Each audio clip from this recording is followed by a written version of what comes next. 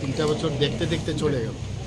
তো আমি আমার অফিসারদের সাথে আমি কথা বলছিলাম যে বুঝতেই পারলাম না 3টা বছর কি করে চলে গেল। তার কারণটা আমি বলছি, ওনারাও বলছেন যে এত সকাল থেকে রাত্রি পর্যন্ত যেভাবে আমরা কাজ করি, পরিশ্রম করি, মানে এর জন্য মানে কাজের মধ্যে এত বেশি আমরা ঢুকে গেছি, এই কারণেই সুন্দরভাবে এই দিনগুলো চলে গেল। এবং যদি আমরা হিসাব করি মানুষের জন্য আমরা কি করেছি, তাহলে এটা একটা বিরাট বিগ স্টোরি।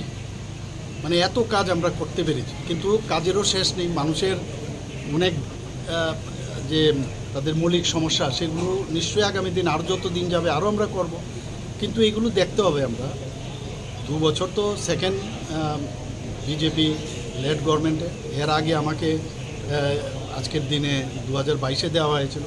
তো টোটাল 3 বছর হয়েছে। তো এই কয়েকটা বছরে যতটুকু চেষ্টা করেছি আমাদের সরকার, যে ট্রান্সপারেন্সির মাধ্যমে কাজ করা, মানুষের যেসব সমস্যা সমাধানের লক্ষ্যে আমরা কাজ করেছি। এবং আমি যাই কাজ করেছি, যাই সাফল্য এসছে, তার ক্রেডিট আমি জনসাধারণকে দিতে চাই আপনাদের মাধ্যমে। কারণ তাদের অনুপ্রেরণা এবং তাদের কারণে তারা আমাদের উপর যে আস্থা রেখেছে, মাননীয় প্রধানমন্ত্রীজির উপর আস্থা রেখেছে। আজকে সেন্ট্রাল গভর্নমেন্ট থেকে যেসব প্রকল্প যা ওনারা সেন্ট্রাল থেকে পাঠাচ্ছে, এবং আমাদের ত্রিপুরা সরকারও যে প্রকল্পগুলো যোজনা করছে, সেগুলো ইমপ্লিমেন্টেশন আমরা করতে পারছি। এবং তার রিপোর্টও আমরা যখন আমরা নিই, আমরা দেখেছি খুব ভালো রিপোর্ট আসছে।